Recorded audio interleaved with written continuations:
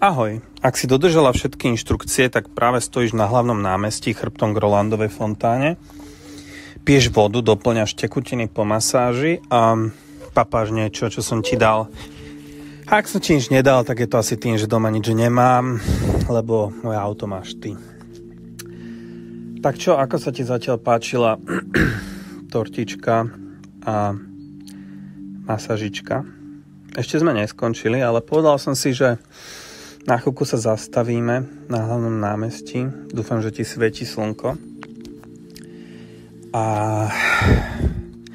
chcel som ti teda poblahoželať pekný narodeninám. Možno, že ti to príde, že je to také smutné, že si sama, ale povedal som si, že máš tak málo tých chvíľ, takže ti ten poldeň zabezpečím tak, aby si ho mohla užívať a možno byť sama so svojimi myšlienkami a takými inými, ako máš bežne. No a keďže stojíš na hlavnom námestí, tak asi bol dobré, keby si sa pozrel na tú radničnú väžu, ku ktorej sa viažu dve povesti. Keď sa pozrieš hore, tak v radničnej väži je zvon, ktorý sa volá zvon majstra Fabiána a údajne je do jeho boku vsadený zelený smaragd, ktorý patril týpkovi, ktorý chodieval za ženou toho majstra zvonára, a keď ich majster zvonár Fabián prekvapil, tak zhodil toho milenca do toho rozstaveného železa, z ktorého sa potom vlastne robil ten zvon, a údajne ten prsten toho týpka vlastne zostal vsadený do boku toho zvona a vraví sa, že preto má ten zvon taký zvláštny zvuk na radničnej väži.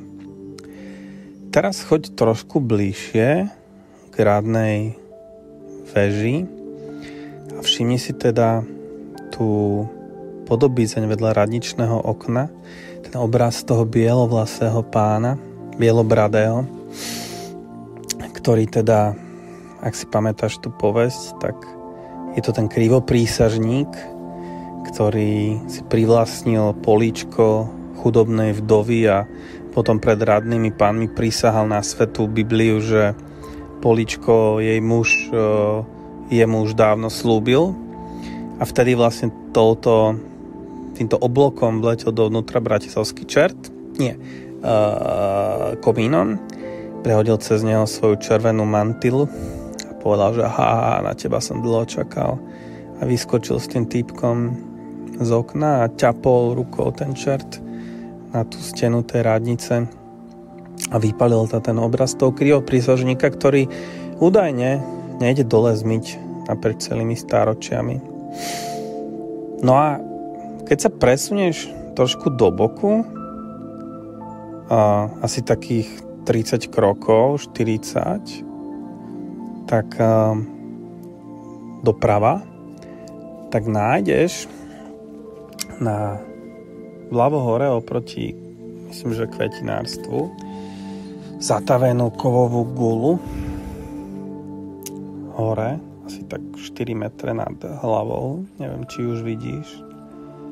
A to patrilo vlastne k takým povestiam bratislavským, že údajne to boli vlastne Napoleonové gule, ktoré zostali uviaznuté vlastne v budovách domov po tom, čo Napoleon obstreľoval Bratislavu.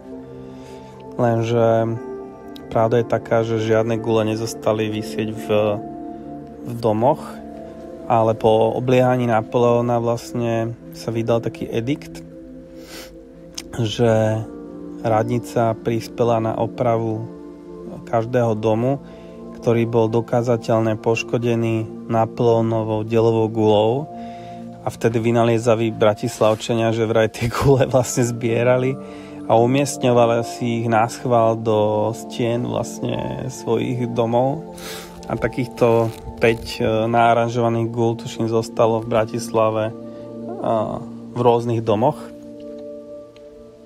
Takže keď sa na to pozrieš, tak zistíš, že to je vlastne jeden z takých ojebov tých majiteľov domov, ktorý zostal vlastne ako keby zachovaný.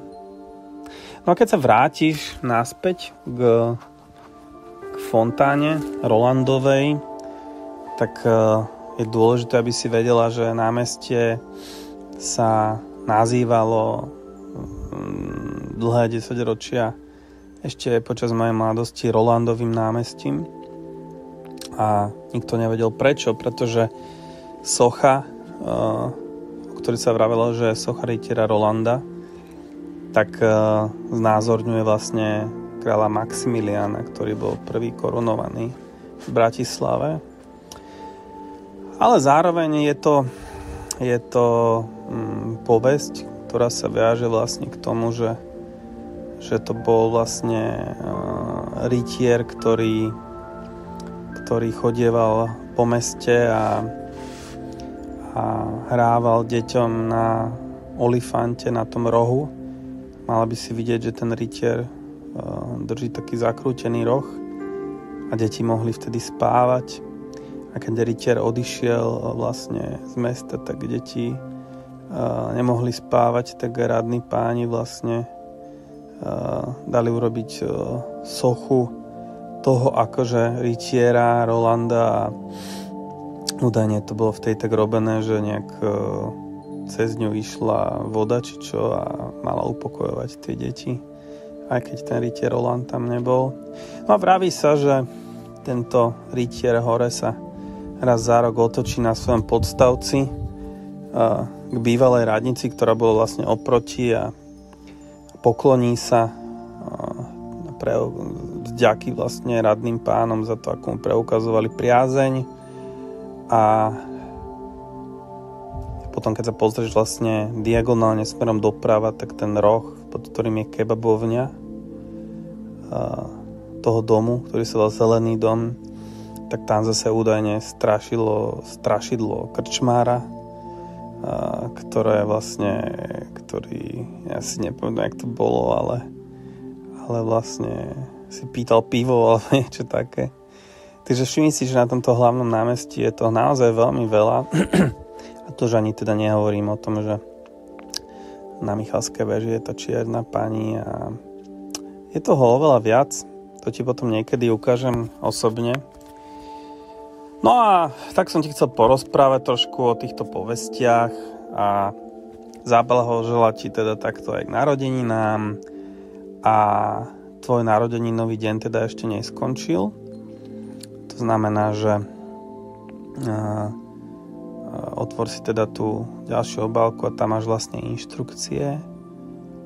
A dúfam, že si ti to zatiaľ páči a že máš pekný deň. Takže dopapaj, napij sa vody a pokračuj ďalej vo svojich inštrukciách. Ahojky.